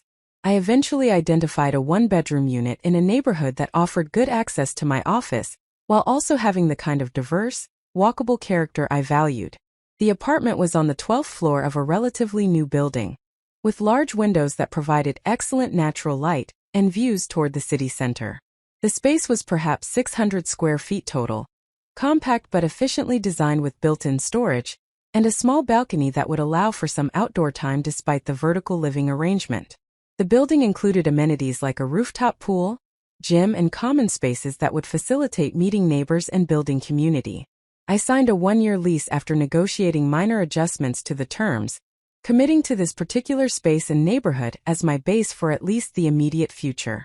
The decision felt significant beyond the practical implications, a concrete choice that transformed my presence in Singapore from temporary visitor to actual resident. I arranged for my shipped belongings to be delivered to the new apartment and scheduled my move from corporate housing for the following weekend, creating a timeline that would allow me to settle somewhat before the demands of work became consuming. Throughout these practical activities, I maintained minimal contact with my family in Portland, responding only to direct questions and avoiding engagement with the ongoing drama about Marcus and Vanessa's separation. My mother continued sending updates that seemed designed to induce guilt and reconsideration of my priorities, detailing Marcus's emotional distress, and suggesting that my presence might help stabilize the situation.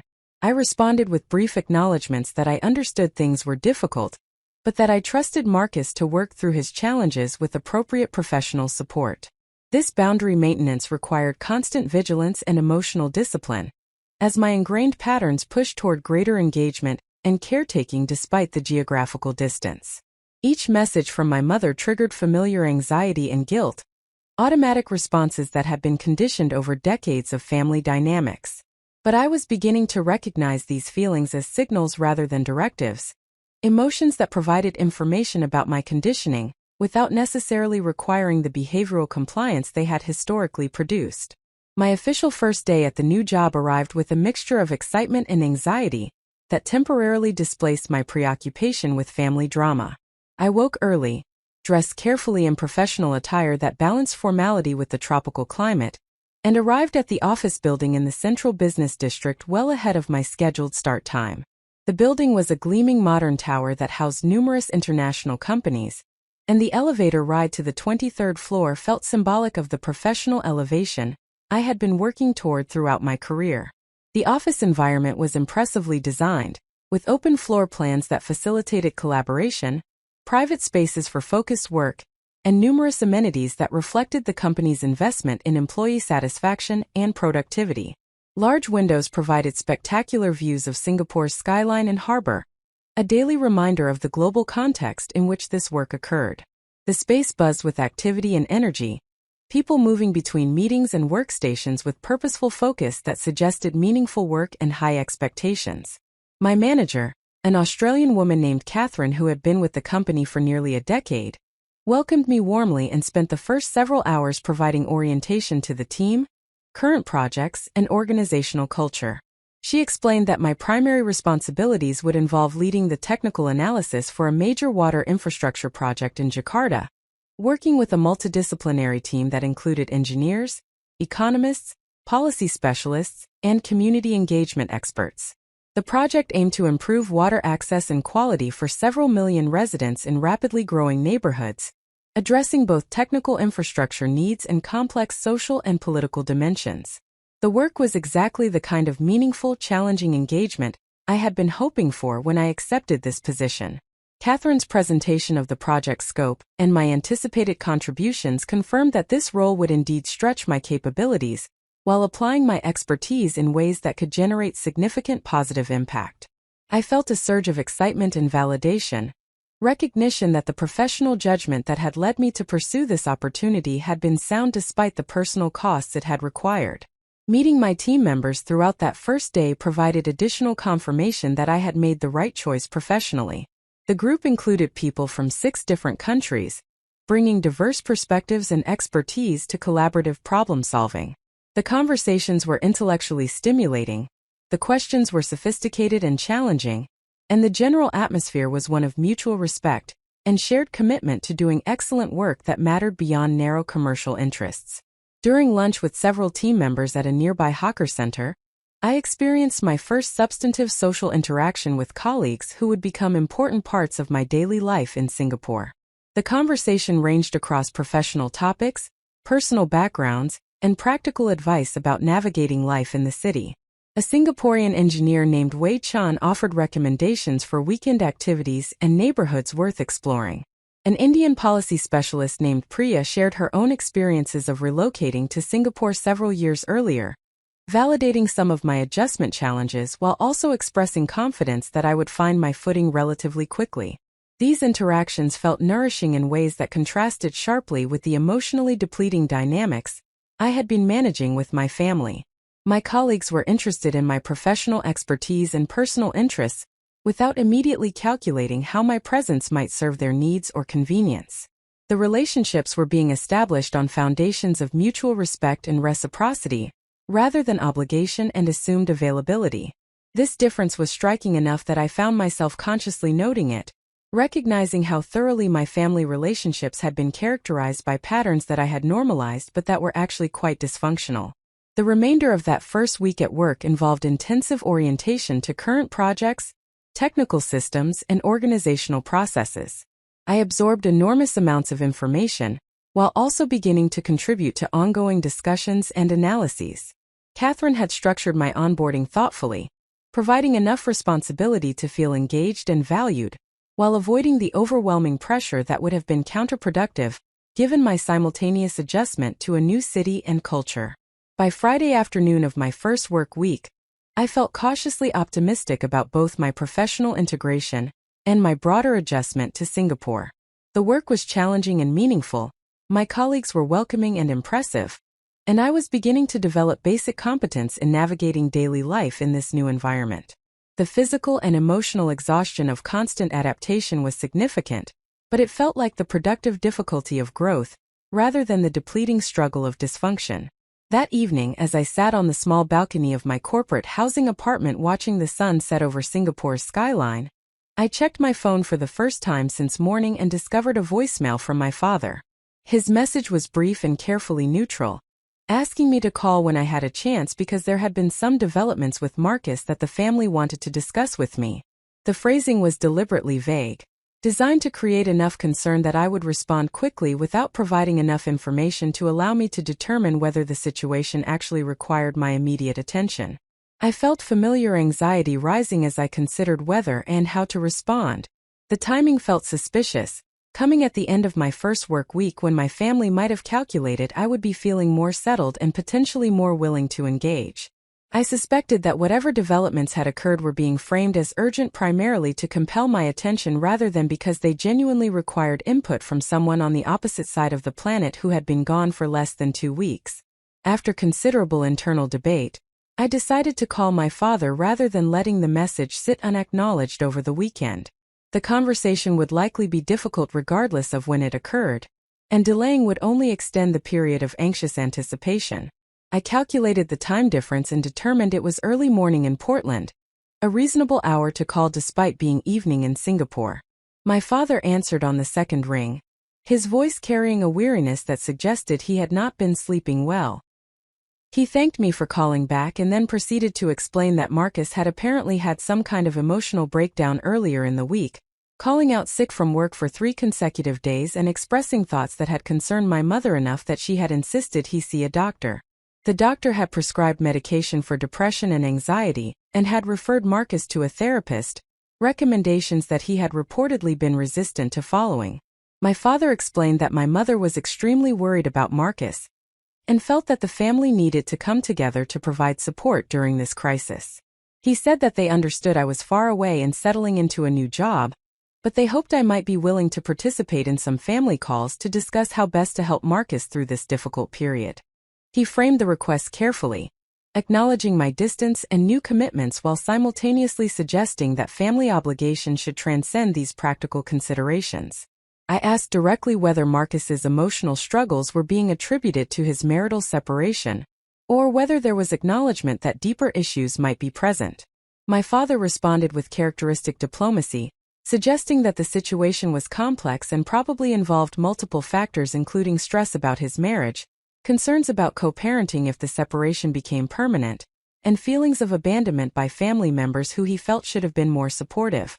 The last phrase landed with obvious intention, a gentle indictment of my refusal to sacrifice my career opportunity to provide childcare or relationship mediation. I felt anger flashing through my concern for my brother's well-being, frustration that even Marcus's legitimate mental health struggles were being weaponized to pressure me about choices that had been reasonable and necessary. I recognized the manipulation while also feeling genuine worry about Marcus, the complex mixture of care and boundary maintenance that characterized my current relationship with my family. I told my father that I was sorry Marcus was struggling, and hoped he would engage with the professional support that had been recommended. I said that I would be willing to speak with Marcus directly if he wanted to reach out to me, but that I would not participate in family conference calls designed to strategize about managing his emotional state. I pointed out that Marcus was an adult who needed to take responsibility for his own mental health, rather than expecting family members to solve his problems or absorb his distress. I also noted, with perhaps less diplomacy than was strategic, that if he had invested as much energy in addressing his marriage problems through couples counseling as he had in blaming me for them, he might be in a different situation. My father responded with disappointed silence before suggesting that I seemed to have become harder, and less empathetic since moving away, that perhaps the stress of my transition was affecting my ability to maintain perspective about what truly mattered. His words stung precisely because they targeted my deepest insecurities, the fear that prioritizing myself did indeed make me selfish and cold in ways that would ultimately leave me isolated and regretful. But I held my ground, reiterating that I cared about Marcus but could not, and would not manage his emotional well-being from Singapore while trying to establish myself professionally and personally in a new environment. I said that the family's pattern of expecting me to sacrifice my own needs to accommodate others was not sustainable or healthy, and that everyone would benefit from developing more functional approaches to supporting each other during difficult times. The conversation ended shortly after, with mutual expressions of love that felt hollow given the underlying tension and disappointed expectations. After the call ended, I sat on the balcony for a long time, watching the city lights gradually illuminate as darkness settled over Singapore. I felt the weight of competing obligations and desires, the genuine love I had for my family existing alongside recognition of how thoroughly dysfunctional our relationship patterns had become. I worried about Marcus while also maintaining clarity that his mental health was not my responsibility to manage through personal sacrifice. I grieved the family harmony that had been disrupted, while also recognizing that the previous harmony had been maintained through my disproportionate accommodation, rather than genuine reciprocity. The complications I had anticipated when making my decision to move were manifesting exactly as predicted: family crises and emotional manipulation designed to compel my return or at minimum my continued emotional availability for managing problems that were not mine to solve.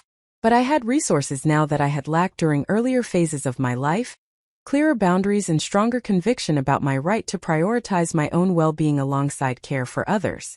The initial response to my decision had been to maintain these boundaries despite substantial pressure, and the complications that emerged were testing whether I would sustain that commitment or gradually slip back into familiar patterns of excessive accommodation and self-sacrifice.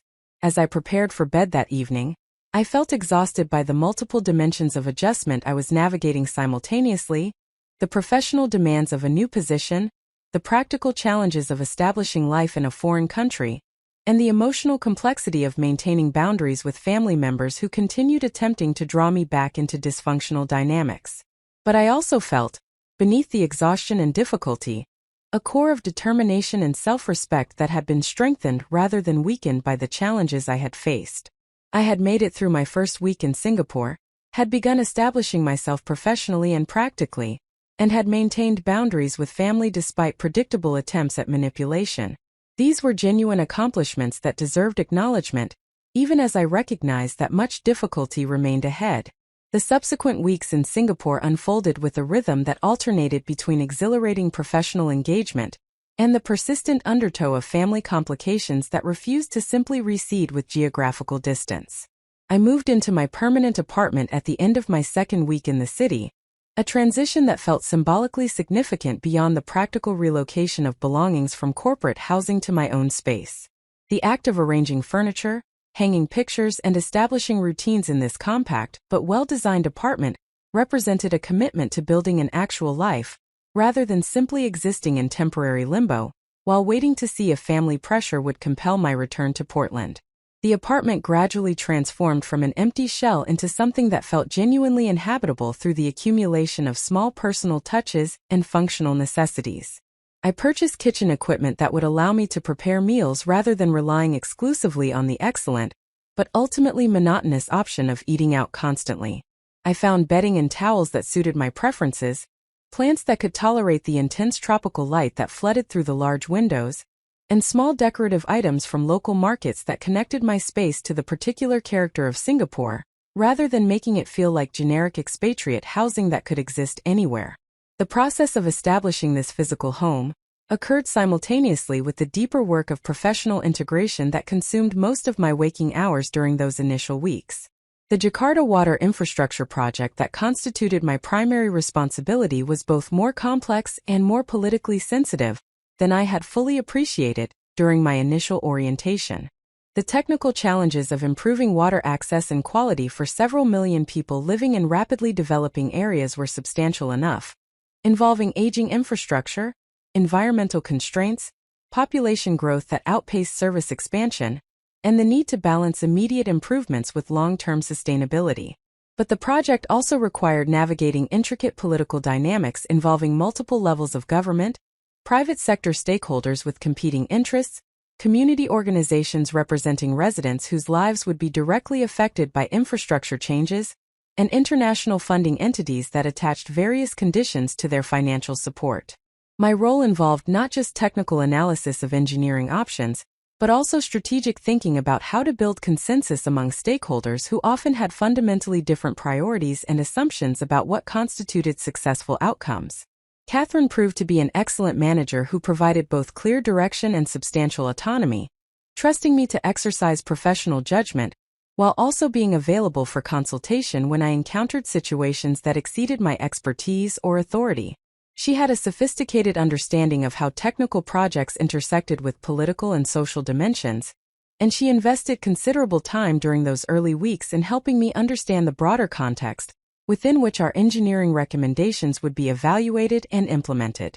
Her mentorship accelerated my learning curve substantially, allowing me to contribute meaningfully to project discussions much more quickly than would have been possible without her guidance. My team members also proved instrumental in my professional integration and broader adjustment to Singapore. Wei Chun, the Singaporean engineer who had offered neighborhood recommendations during our first lunch together, became something of an informal cultural guide who helped me navigate both workplace norms and general life in the city. He explained subtle aspects of Singaporean communication styles that differed from American directness, helped me understand hierarchical relationships that shaped workplace interactions, and introduced me to colleagues from other project teams who expanded my professional network. Priya, the policy specialist who had shared her own relocation experiences, became a trusted colleague whose combination of analytical rigor and political sensitivity I learned to rely upon when assessing stakeholder dynamics. We developed an effective working relationship that balanced our different areas of expertise, with my technical analysis informing her policy recommendations while her political insights shaped how I framed engineering options to maximize their viability within complex decision-making environments.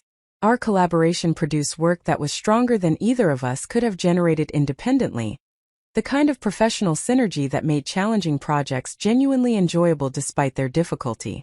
Beyond these primary working relationships, I began building connections with other expatriate employees who were navigating similar adjustment challenges. The company organized periodic social events designed to facilitate relationship building among international staff, and I made myself attend these gatherings despite my natural introversion and the appealing alternative of simply retreating to my apartment after long workdays. These events introduced me to people from various countries and professional backgrounds who shared the common experience of having relocated to Singapore for career opportunities, creating immediate points of connection that transcended national or cultural differences. Through these social events, I met Sarah, a British environmental scientist who had moved to Singapore approximately a year earlier, and who had navigated many of the same adjustment challenges I was currently facing. She had a refreshingly candid way of discussing both the genuine advantages of life in Singapore and the real difficulties of cultural adaptation, avoiding both the relentless positivity that could feel invalidating and the chronic complaining that characterized some expatriate communities. We began meeting for weekend activities, exploring different neighborhoods and trying various cuisines, gradually developing a friendship that provided both practical support and emotional connection during a period when I was otherwise quite isolated socially. Sarah's own relocation story involved complications with family members who had disapproved of her decision to move so far from England, and she recognized dynamics in my situation that resonated with her own experiences. She validated my boundary setting, while also acknowledging the genuine emotional cost of maintaining those boundaries against persistent family pressure. Her perspective was informed by having successfully navigated similar challenges approximately a year further along the adjustment timeline, allowing her to offer encouragement based on actual experience rather than abstract optimism about how things might eventually improve. During this period of intensifying professional and social investment in my new life, the situation with my family in Portland continued to evolve in ways that created ongoing pressure for my attention and emotional energy. Marcus had apparently begun attending therapy as recommended by his doctor, though according to my mother's reports, he remained resistant to genuinely engaging with the therapeutic process.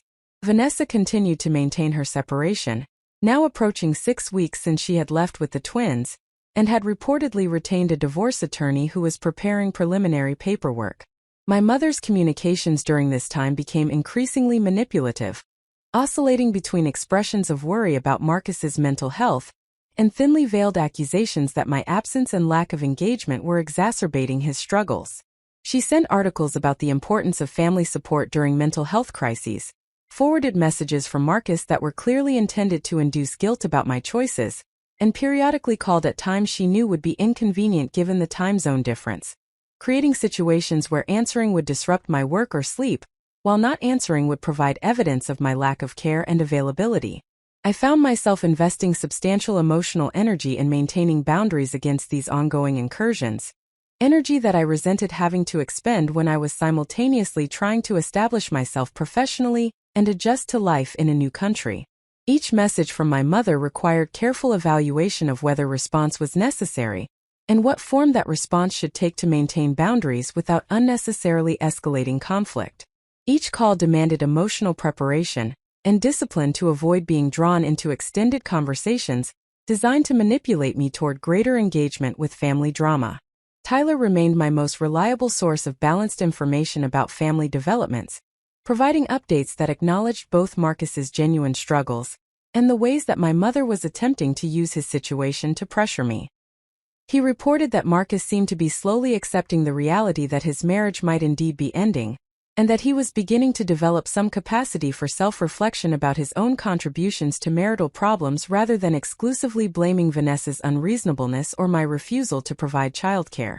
This development felt cautiously hopeful, suggesting that Marcus might eventually be able to take responsibility for his own life and choices rather than remaining stuck in victimhood and blame. Tyler also shared that our mother had been pressuring him to serve as an intermediary, asking him to convey messages to me that she apparently believed would be more effective coming from him rather than directly from her. He had declined this role, explaining to her that I was an adult who was making my own decisions, and that he would not participate in attempts to manipulate or guilt me into changing my priorities. His refusal had apparently created some tension in his relationship with our mother, and I felt both grateful for his support and guilty that my choices were creating complications for him as well. Approximately 6 weeks after my arrival in Singapore, I received a direct message from Marcus for the first time since that difficult conversation at the Portland airport. The message arrived late one evening Singapore time, meaning it was morning in Portland, and its tone was markedly different from his previous communications. Rather than accusatory or desperate, the message was relatively calm and reflective, acknowledging that his initial responses to my boundary setting had been unfair and driven by his own distress about his failing marriage. Marcus wrote that his therapist had been encouraging him to examine his patterns of blaming others for problems that were primarily his responsibility to address, and that he was beginning to recognize how he had tried to make me responsible for solving challenges that were actually his to manage.